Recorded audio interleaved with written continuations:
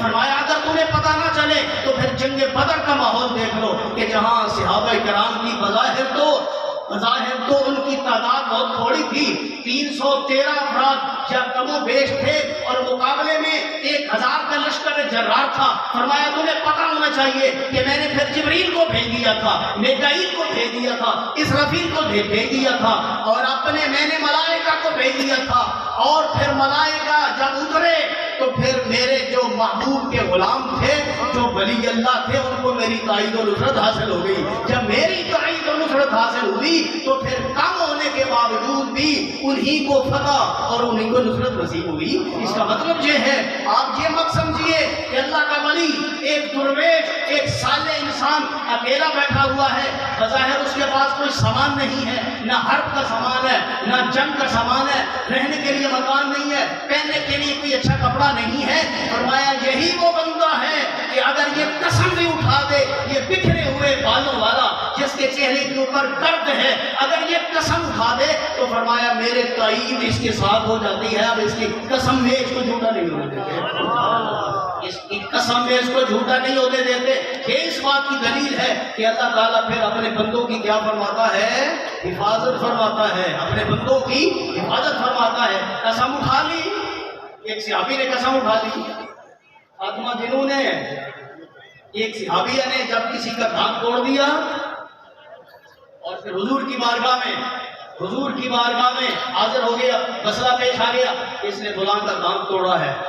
سرکار نے فرمایا دانت کا بدلہ دانت ہے، اس کا بھی دانت توڑ دو۔ جب نبی علیہ السلام کا یہ فیصلہ ہوا اور صحابیہ کے بھائی تک یہ بات پہنچی، اس کی زبان سے نکل گیا اللہ کی قسم میری بہن کا دانت نہیں توڑا گیا۔ یہ نہیں کہ حضور کا فیصلہ نہیں تسلیم کرتا، نہیں، بلکہ مستقبل کو دیکھ کر اسی نگاہ سے، اسی آنکھ سے، جس آنکھ سے حضور کو دیکھتے تھے، جس آنکھ سے حضور کو دیکھا جاتا ہے اسی آنکھ سے خدا کو دیکھا جاتا ہے۔ انہوں نے کہہ دیا اللہ کی قسم کہ میری بہن کا دانت نہیں توڑا جائے گا۔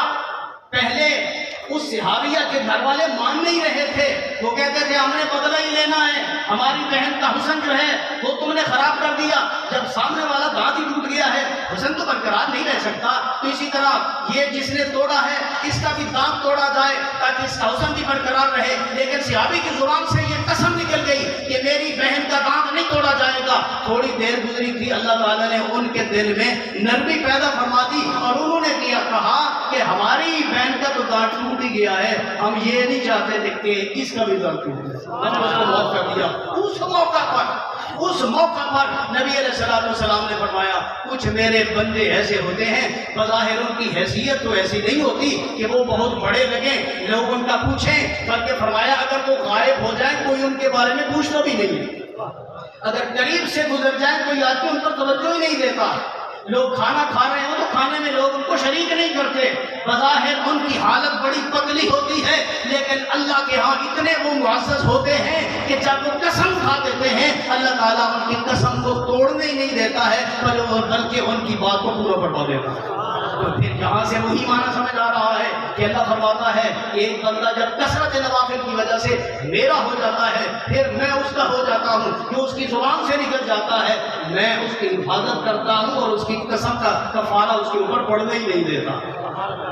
نبی کریم صلی اللہ علیہ وآلہ وسلم یہ حدیث قدسی ہے جس کے اندر سب سے پہلے یہ فرمایا گیا کہ اللہ فرماتا ہے سب سے زیادہ میرے قرب کا سب سے بڑا ذریعہ کیا ہے؟ فرائض کی ادائیگی۔ سب سے بڑا قرب الہی کا ذریعہ کیا ہے؟ فرائض کی ادائیگی۔ فرائض کی ادائیگی کے بعد کثرت نوافل پیدا دیتی، اور یہی عقیدہ سیدنا ابو بکر صدیق رضی اللہ تعالیٰ عنہ کا ہے۔ آپ فرماتے ہیں فرائض کی ادائیگی کے بغیر اگر تم نفل ادا کرو گے ان نفلوں کو کوئی فائدہ نہیں۔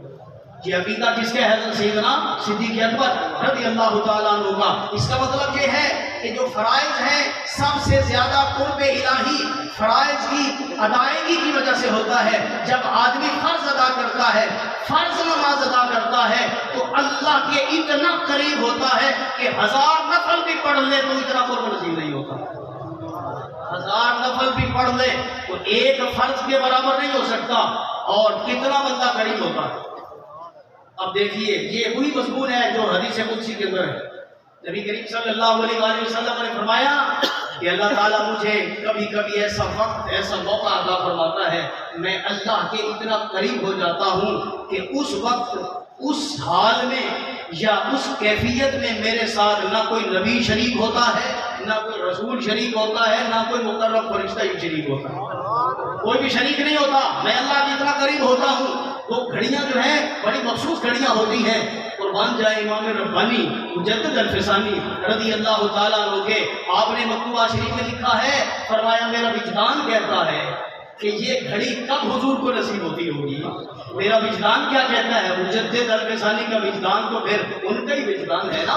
وہ فرماتے ہیں میرا وجدان یہ کہتا ہے کہ یہ لمحات نبی علیہ السلام کو نماز کے دوران نصیب ہوتے ہیں.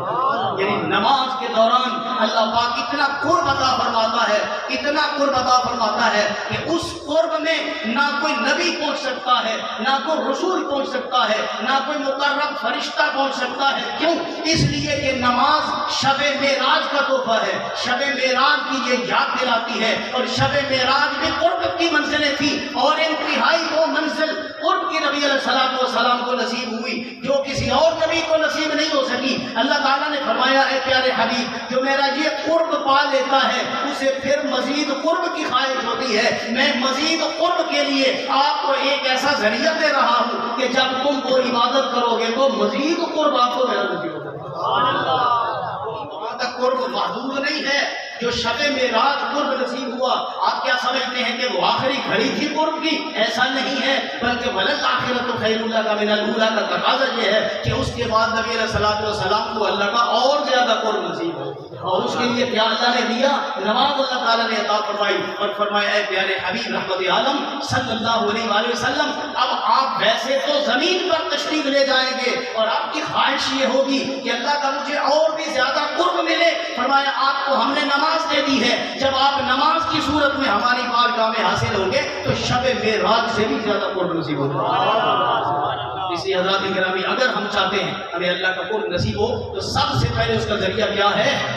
فرائض کی ادائیگی. اور فرائض کی ادائیگی کے بعد پھر کثرت نوافل پھر فائدہ دیتے ہیں. پھر کثرت نوافل جب تم کرو گے اللہ فرماتا ہے ایسے بندے کو میں اپنا محبوب بنا لے گا.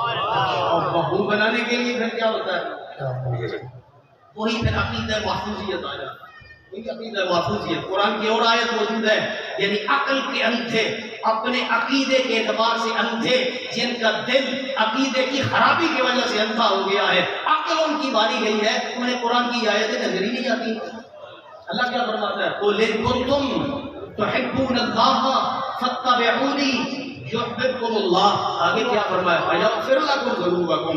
فرمایا اے محبوب صلی اللہ علیہ وآلہ وسلم جب لوگ آپ کی اتباع کریں گے تو ہم ان کو اپنا محبوب بنا لیں گے. وہی حدیث کا ترجمہ ہے. وہی حدیث کا ترجمہ ہے کہ کثرت نوافل کی وجہ سے فرائض کی ادائیگی کی وجہ سے جو بندہ میرے حبیب کی اتباع کرے گا تو اتباع میں جب وہ کامل ہوگا تو ہم اسے کیا بنا لیں گے؟ اپنا محبوب بنا لیں گے. اور میرا اللہ فرماتا ہے میرا محبوب ہو اور گناہ گار ہو یہ نہیں ہو سکتا. میرا محبوب ہو اور گناہ گار ہو یہ نہیں ہو سکتا. تو یا اللہ پھر کیا ہوگا؟ فرمایا وَيَغْفِرْ لَكُمْ ذُنُوبَكُمْ. سب سے پہلے تو پہلے والے گناہ صغائر ہیں یا کبائر ان سے ہم اس کو پاک کر دیتے ہیں اور جب محبوب بناتے ہیں تو اس کے بعد گناہوں سے ہم اسے محفوظ بناتے ہیں. اور یہ آیت یہ جو مبارک حدیث ہے حدیث قدسی یہ ہمیں یہ سبق دے رہی ہے کہ اگر تم اللہ کے محبوب بننا چاہتے ہو تو سب سے پہلے اللہ کے محبوب کی اتباع کامل کرو. جب اتباع کامل کرو گے سب سے پہلے تم اللہ کے محبوب بنو گے. اور جب بندہ اللہ کے محبوب کا محبوب بن جاتا ہے اللہ فرماتا ہے اب یہ میرا بھی محبوب ہو گیا ہے. اس لیے حسنین کریمین طیبین طاہرین کے لیے جب نبی علیہ السلام نے دعا فرمائی کہ یا اللہ میرے ان شہزادوں سے محبت فرما تو اپنی محبت کا حوالہ دیا اور عرض کیا یا اللہ چونکہ میں ان سے محبت کرتا ہوں اس لیے تو بھی ان سے محبت کرتا. سب سے پہلے اللہ کا محبوب بننے کے لیے کیا ضروری ہے کہ سرکار کا محبوب بنا جائے. اور سرکار کا محبوب کیسے بندہ بن سکتا ہے؟ جب ہم فرائض کی ادائیگی کے بعد کثرت کے ساتھ نوافل ادا کرتے ہیں، نفلی عبادت کرتے ہیں، حضور کی اتباع میں کامل ہو جاتے ہیں، اطاعت میں کامل ہو جاتے ہیں، تو پھر اللہ کے محبوب کے محبوب ہو جاتے ہیں۔ اور جو بندہ اللہ کے محبوب کا محبوب ہوتا ہے، اللہ فرماتا ہے اس کو میں نے اپنا بھی محبوب بنا لیا ہے۔ اور جب اللہ کا بندہ محبوب ہو تو اعلیٰ حضرت کہتے ہیں پھر اس میں محبوب و محب تیرا میرا نہیں ہوتا، جو محب کا ہوتا ہے وہ سب محبوب کا ہوتا ہے۔ اللہ تعالیٰ پھر اس کے لیے اپنے سارے خزانوں کے دروازے کھول دیتا ہے۔ اللہ پاک میری اس مختصر حاضری کو قبول فرمائے۔ آمین۔